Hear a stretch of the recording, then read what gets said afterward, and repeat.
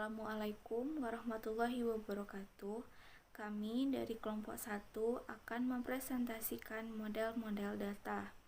Saya Fitra Yulita, nomor BP 19057, akan mempresentasikan model data yang pertama, yaitu Entity Relationship Model. Pengertiannya, diagram hubungan entitas atau entity relationship diagram merupakan model data berupa notasi grafis dalam pemodelan data konseptual yang menggambarkan hubungan antara penyimpan. Model entitas hubungan atau model ER menggambarkan hal-hal yang saling terkait dalam domain pengetahuan tertentu.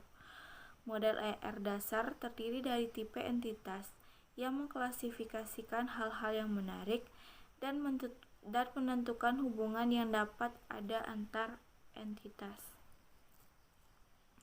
Berikut adalah contoh dari diagram ER. Dapat kita lihat ada beberapa simbol, yaitu oval, persegi panjang, belah ketupat, dan garis lurus. Berikut adalah penjelasan dari simbol tersebut. Yang pertama, simbol persegi panjang atau entitas, yaitu kumpulan dari objek yang dapat diidentifikasikan secara unik. Yang kedua, belah ketupat, yaitu relasi, merupakan hubungan yang terjadi antara salah satu lebih entitas. Jenis hubungan antara lain one-to-one, one-to-many, dan many-to-many. Yang ketiga, ada oval, yaitu atribut, merupakan karakteristik dari entitas atau relasi yang merupakan penjelasan detail tentang entitas. Yang keempat, garis lurus, yaitu hubungan antara entitas dengan atributnya dan himpunan entitas dengan himpunan relasinya. Dalam rekayasa perangkat lunak, model ER biasanya dibentuk untuk mewakili hal-hal yang perlu diingat bisnis untuk melakukan proses bisnis. Akibatnya, model ER menjadi model data abstrak yang mendefinisikan struktur data atau informasi yang dapat diimplementasikan dalam database, biasanya database relasional. Pemodelan hubungan entitas dikembangkan untuk database dan desain oleh Peter Chen dan diterbitkan dalam makalah tahun 1976 dengan varian dari ide yang sudah ada sebelumnya. Beberapa model ER menunjukkan entitas super dan subtipe yang dihubungkan oleh hubungan spesialisasi generalisasi, dan model ER dapat digunakan juga dalam spesifikasi ontologi khusus domain. Sekian, Assalamualaikum warahmatullahi wabarakatuh.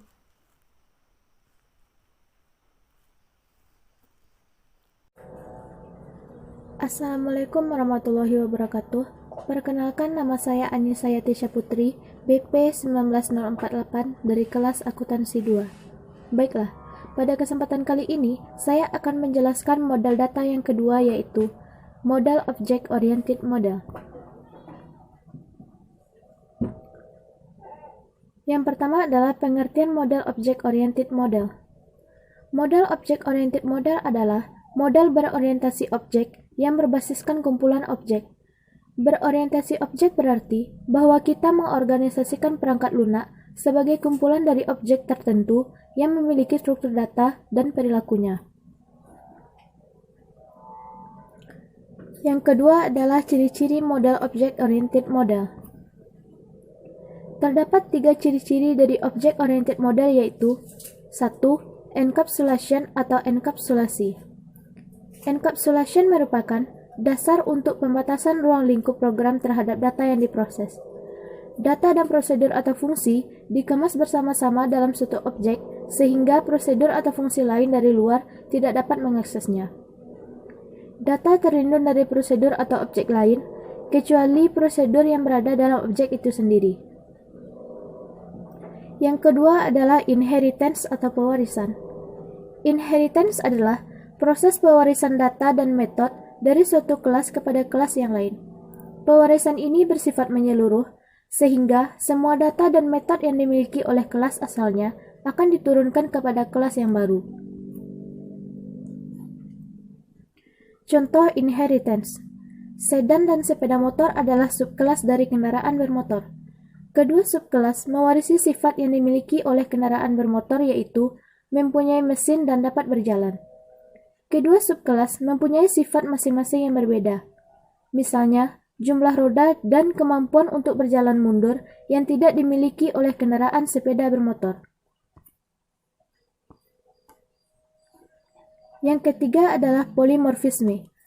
Polimorfisme merupakan dua kelas yang diturunkan dari satu kelas mempunyai metode sama tetapi implementasinya berbeda. Polimorfisme merupakan kemampuan suatu objek untuk mengungkapkan banyak hal melalui satu cara yang sama. Sebagai contoh, terdapat kelas A yang diturunkan menjadi kelas B, C, dan D. Dengan konsep polimorfisme, kita dapat menjalankan metode-metode yang terdapat pada kelas B, C, dan D hanya dari objek yang diinstansi dengan kelas A. Polimorfisme sering dinamakan dengan dynamic binding, lag binding, maupun runtime binding. Yang ketiga adalah contoh model object-oriented model.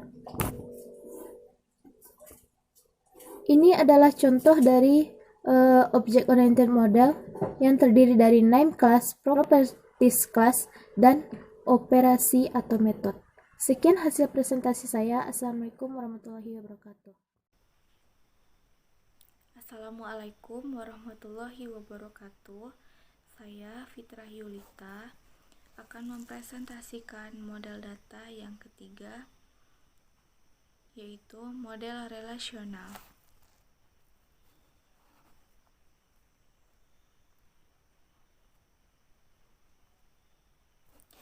Yang pertama, pengertian.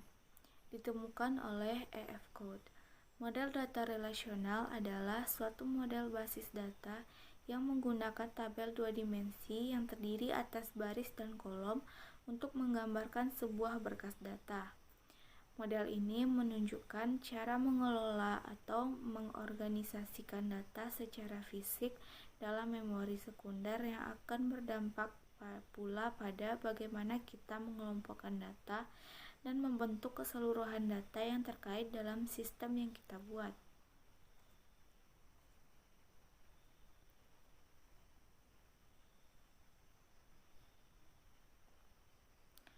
Model relasional. Model relasional merupakan perbaikan dari model hierarki dan model jaringan dengan memperbolehkan setiap tabel berhubungan apabila diperlukan tanpa harus melewati tabel orang tuanya.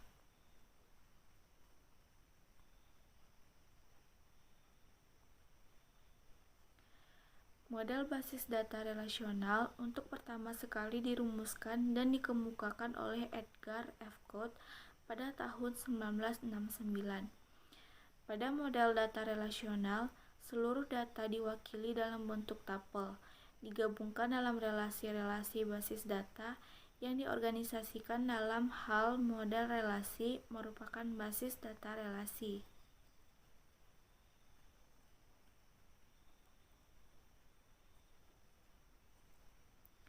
Contoh data relasional, di mana data serta hubungan antar data direpresentasikan oleh sejumlah tabel dan masing-masing tabel terdiri dari beberapa kolom yang namanya unique. Model ini berdasarkan notasi teori himpunan atau set teori, yaitu a relation.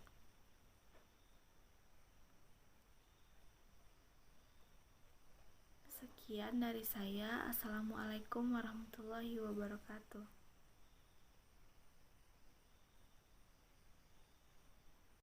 Istilah-istilah dalam model hierarki. 1. Node. Rincian data atau record. 2. Parent. Node yang terhubung ke node pada level yang di bawahnya. 3. Queue. Node yang dibawahi oleh node parent. 4. Root. Node parent yang tidak memiliki parent. 5. Levels. Node yang tidak memiliki queue. Sering disebut dengan tree struktur, yaitu menjelaskan kepada pemakai tentang hubungan logik antara data dalam basis data dalam hubungan bertingkat. Disusun oleh elemen-elemen yang disebut dengan node, rinci, data, record. Level paling tinggi dalam satu hierarki harus hanya terdapat satu node yang disebut root. Ciri-ciri dari model hierarki. Tree struktur atau struktur pohon. Terdiri dari simpul-simpul yang dilambangkan dengan kotak dan lingkaran. Pola hubungan orang tua dan anak atau parent-child. Simpulan tidak memiliki anak atau parent disebut rod. Simpulan yang dimiliki anak disebut daun atau leaves. Contoh dari model hierarki. Seperti yang terlihat pada gambar di atas, terdapat simpulan A yang disebut sebagai akar dan berperan menjadi orang tua yang anak simpulannya adalah A, B, dan C. Sedangkan E dan F adalah anak dari simpulan B, karena yang menjadi simpulan E, F, I, dan J disebut sebagai daun, yang mana simpulan I dan J ialah anak dari simpulan H. Yang di satu sisi lainnya, simpulan B juga menjadi orang tua dari anak simpulan E dan F. Keuntungan model hierarki: mudah menampilkan data-data tertentu. Kekurangannya, tidak dapat melihat langsung terhadap apa yang kita tuju. Tidak dapat dilakukan pencarian data pada medan atribut. Assalamualaikum warahmatullahi wabarakatuh. Perkenalkan, nama saya Wisya Prana Dewi dari Akuntansi 2, NBP 19088. Di sini saya akan menjelaskan pengertian model jaringan atau mode network. Model jaringan merupakan model database yang diyakini sebagai cara fleksibel mewakili objek dan hubungannya. Model ini memiliki fitur istimewa yang pada skema diperlihatkan sebagai grafik dengan tipe objek ialah node. Tipe hubungan ialah kurva yang tidak terbatas dengan menjadi hierarki atau berkisi. Model jaringan dikenal sebagai struktur flex. Pada dasarnya, struktur jaring ini merupakan peluasan dari struktur hierarki.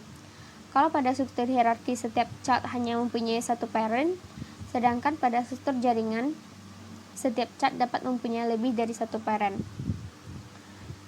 Chart tabel memiliki banyak opsi untuk root tabel, yang artinya ketika ia hendak memperoleh akses menuju chart tabel, maka tidak perlu lagi untuk mengakses root tabel sebelumnya. Yang selanjutnya yaitu ciri-ciri model jaringan network. Di sini dapat kita lihat nomor 1, sebuah basis data dengan model jaringan terdiri atas sekumpulan record. Ini dihubungkan satu sama lain melalui link yang berupa pointer.